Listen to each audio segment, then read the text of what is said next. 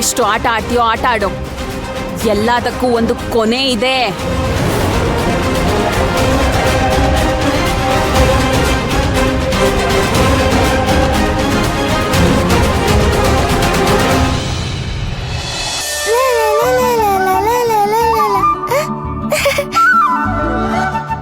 Hi Bhairavi. Hi Shambhavi, ಹೇಗಿದ್ಯಾ? ನಾನ್ ಚೆನ್ನಾಗಿದ್ದೀನಿ. ಆದ್ರೆ ನಿನ್ನ ಇದೇ ಡ್ರೆಸ್ ಅಲ್ಲಿ ನೋಡಿ ನೋಡಿ ಬೋರ್ ಹೊಡಿತಿದೆ ಶಾಂಭವಿ.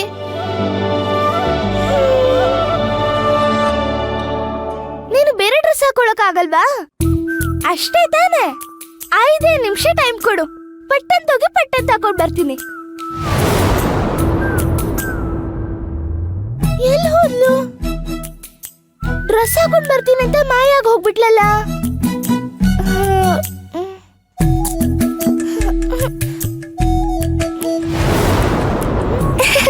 ಭೈರವಿ, ಈ ಡ್ರೆಸ್ ಹೇಗಿದೆ?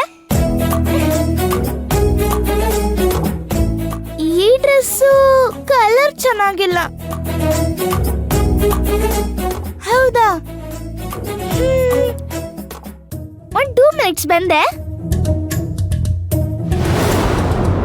ಅಯ್ಯೋ, ಇವಳೇನು ಹಿಂಗ್ ಬರ್ತಾಳೆ ಹಿಂಗ್ ಹೋಗ್ತಾಳೆ, ಹಿಂಗ್ ಬರ್ತಾಳೆ ಹಿಂಗ್ ಹೋಗ್ತಾಳೆ.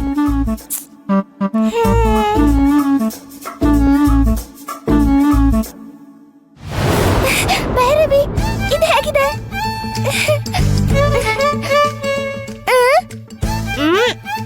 ಇದು ಯಾಕೋ ಅಷ್ಟು ಚೆನ್ನಾಗಿಲ್ಲ.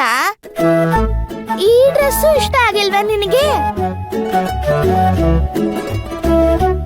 ಸರಿ, 2 ಮಿನಿಟ್ಸ್ ತಡಿ, ಬಂದೆ. ಆಯ್ತು.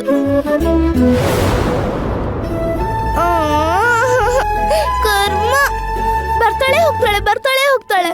ನನ್ಗೆ ಇಷ್ಟ ಆಗಿದ್ ಒಂದ್ ಡ್ರೆಸ್ ಹಾಕೊಂಡ್ ಬರ್ತಿಲ್ಲ ಇವಳು. ಈ ಡ್ರೆಸ್ ಹೇಗಿದೆ?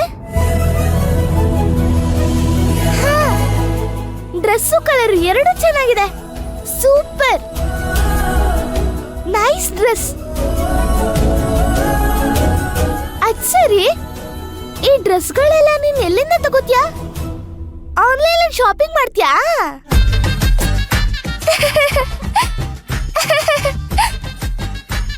ಭೈರವಿ, ನಾನ್ ಸತ್ತೋಗಿದ್ದೀನಿ ಅನ್ನೋದೇ ಮರ್ತೋಗ್ಬಿಟ್ಟಿದ್ಯಾ ಅಲ್ಲ?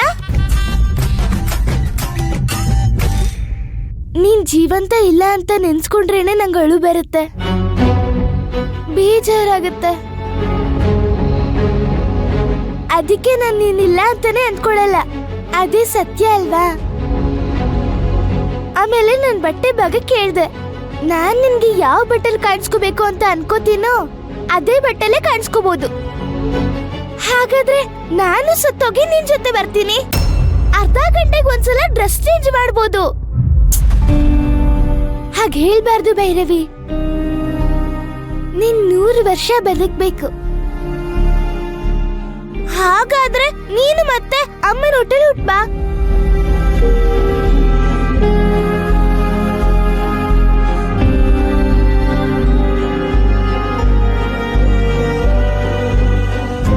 ಅದಕ್ಕೆ ಅಂತಾನೆ ಅಮ್ಮನ ಗರ್ಭಕೋಶದಲ್ಲಿ ಭ್ರೂಣ ಆಗಿದೆ. ಆದ್ರೆ ಆ ರಾವಣ್ ಸಾಯಿಸ್ಬಿಟ್ಟ. ಅಪ್ಪ ಅಮ್ಮ ಪಾಪ ಅಲ್ವಾ? ಹೌದು ಹೌದು.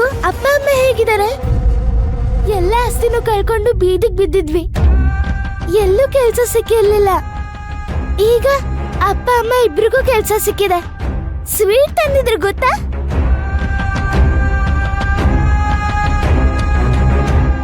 ನಿಧಾನವಾಗಿ ಕಳ್ಕೊಂಡಿರೋ ಆಸ್ತಿ ಎಲ್ಲ ಅಪ್ಪ ಅಮ್ಮ ಮತ್ತೆ ಪಡಿತಾರೆ. ಅಮ್ಮನ ನಂಬ್ಕೊಂಡು ಸಾವಿರಾರು ಕುಟುಂಬಗಳಿದೆ. ಅವ್ರ ಜೀವನ, ಅವ್ರ ಮಕ್ಕಳು ಭವಿಷ್ಯ ಉದ್ಧಾರ ಆಗ್ಬೇಕು ಅಂದ್ರೆ ಮತ್ತೆ ಅಮ್ಮ ಮೊದ್ಲಿನ ತರ ಆಗ್ಲೇಬೇಕು. ಹೌದಲ್ವಾ? ಸರಿ, ನಾನಿನ್ ಬರ್ಲಾ? ಸರಿ ಆಯ್ತು, ಬಾಯ್.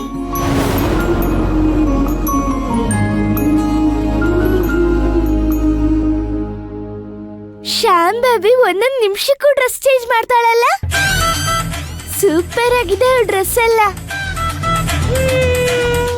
ನಿದ್ದೆ ಬರ್ತಾ ಇದೆ, ಮಲ್ಕೊಂಡ್ಬಿಡ್ತೀನಿ.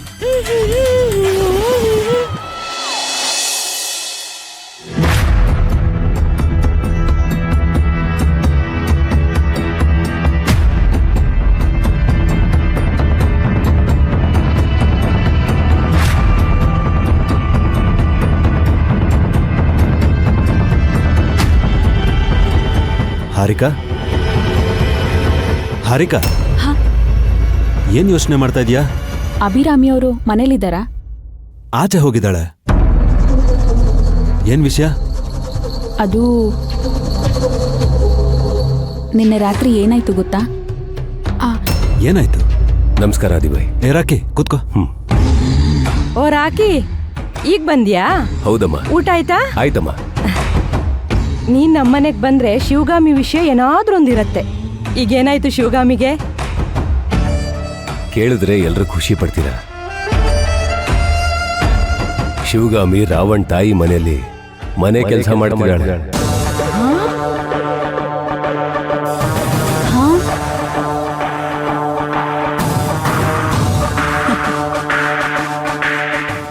ಏನ್ ಹೇಳ್ತಿದ್ಯಾ ರಾಕಿ? ಶಿವಗಾಮಿ ಮನೆ ಕೆಲಸ ಮಾಡ್ತಿದ್ದಾಳ? ಆ ಪರಿಸ್ಥಿತಿಗೆ ತಂದಿದ್ದೀವಿ. ಅಂದ್ರೆ ಅರ್ಥ ಆಗ್ಲಿಲ್ಲ. ನಾನು ಶಿವಗಾಮಿನ ಮತ್ತೆ ಅಶೋಕ್ನ ಫಾಲೋ ಮಾಡ್ತಾ ಇದ್ದೆ. ಅವರು ಯಾವುದೇ ಇಂಟರ್ವ್ಯೂಗೆ ಹೋದ್ರು ಆ ಕಂಪನಿ ಕಾಂಟ್ಯಾಕ್ಟ್ ನಂಬರ್ನ ತಗೊಂಡು ರಾವಣ್ ತಾಯಿಯವ್ರಿಗೆ ಕೊಡ್ತಾ ಇದ್ದೆ. ಅವ್ರಿಗೆ ಕಾಲ್ ಮಾಡಿ ದುಡ್ಡು ಕೊಟ್ಟು ಅವ್ರ ಕೆಲಸ ಸಿಗದೆ ಇರೋ ಥರ ಮಾಡ್ತಾ ಇದ್ರು.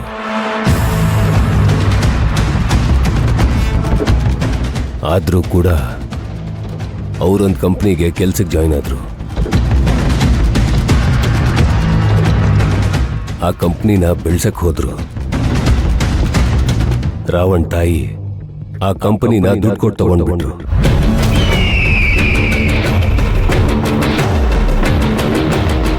ಈಗ ತಿನ್ನಕ್ಕೂ ಗತಿ ಇಲ್ಲದೆ ಒದ್ದಾಡ್ತಾ ಇದ್ದಾರೆ. ಅದ್ರ ಮಧ್ಯೆ ಶಿವಗಾಮಿ ಮನೆ ಪಕ್ಕದಲ್ಲಿ ಒಬ್ಳು ಹೆಂಗಸಿದ್ಲು.